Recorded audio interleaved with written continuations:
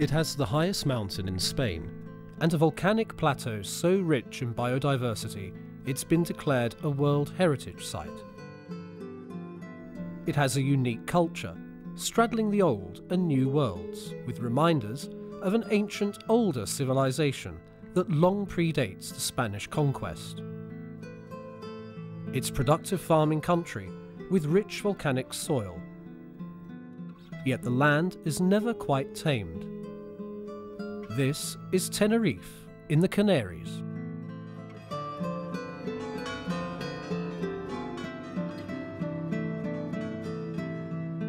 If you stay within your holiday resort, the chances are you won't come across the real Tenerife. Yet you only have to venture a short distance to discover a natural and unspoilt landscape of rugged mountains and ancient forests. Tenerife is a good place to come and warm up, especially in the winter season. But if you are adventurous, much more to be offered on this island. For an island of only 2,000 or so square kilometres, Tenerife has an astonishing amount of space set aside as national or natural park. Being on a very high island as Tenerife is, you'll find 5 vegetation levels on the island. So you can go from the coastline and enjoy the typical vegetation of dry places in the world. You can enjoy picnic in the pine tree forest, or you can disappear in the mist visiting our lower forest. The comparatively young island of Tenerife has landscapes of global scientific importance. The Laura Silva woods of the Anaga and Tino mountains are remnants of ancient forest that covered the whole of southern Europe before the last ice age. Then there are the Canary pine forests that cover 125,000 acres, once exploited for logging, but now protected as recreational park and known as the Green Lung of Tenerife.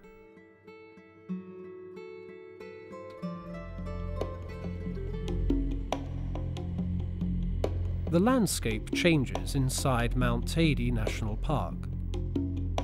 The park is a lunar plain of twisted rock and molten lava from the last time the mountain blew its stack in 1909. Teide was declared National Park in 1954. It's a huge geological museum. At every turning on that road, you'll find a different volcanic area. So I could say that Mount Teide is probably one of the most varied volcanic places in the entire world. In terms of flora, it's also very special. More than 200 species grow in Mount Teide, and about 50 of them are endemic to the national park. A cable car takes you to the top of Teide, where the air is dizzyingly thin, but the view looking up is as dramatic as the scene in reverse, if you don't fancy the vertigo. After a few hours crunching along volcanic gravel trails, it's time to relax and enjoy some of the traditional good living that has become a way of life in Tenerife. Food and wine, especially wine, is something you can enjoy on Tenerife. On this island you will find 24 different types of vines. Some of them are now indigenous to the Canaries because of the phylloxera. Phylloxera killed vines in Europe, but that epidemic never affected the vines on the Canary Islands. The wines of Tenerife, they were well known, they are still known, but even Shakespeare wrote about them, and even the Bill of Independence was toasted by Tenerife wine. You cannot leave Tenerife without trying local food. Something that you can easily get to try is wrinkled potatoes, which are steamed potatoes in the jackets with local mojos. We also have beautiful goat cheeses. We just won an award for it last year. And of course, being an island in the Atlantic Ocean, everything you want to eat fish-wise, it's there every day, fresh on the table. Tenerife has some of the best preserved Latin-influenced architecture in the world. Driving on the motorway, you don't really get to see much of the island, but if you go off the beaten tracks, you'll end up visiting these little villages, very quaint villages, some of them, where you can enjoy Mudéjar architecture, which is definitely the Spanish style. If there is a style that should be considered purely Spanish, that is Mudéjar, which is Christian buildings with a strong influence of Arab style on them. But we are the result of a blend of people. So in our houses, beside the Mudéjar buildings, you'll find influence from different styles that came in from Europe, brought in by colons in ancient times.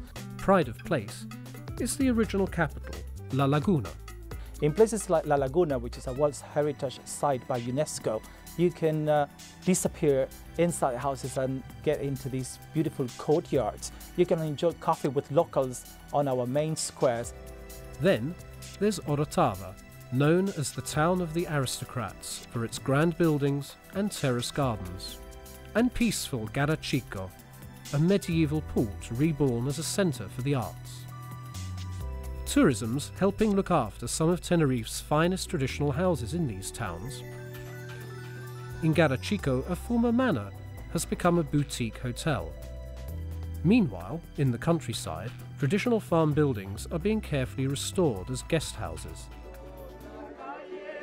When it's time to party, party Tenerife style.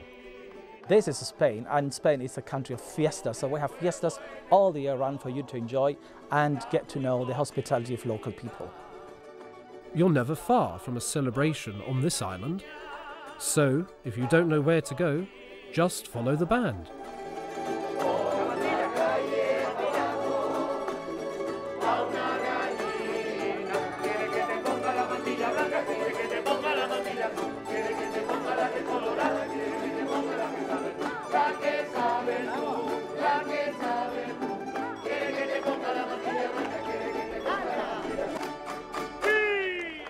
¡Viva San Isidro!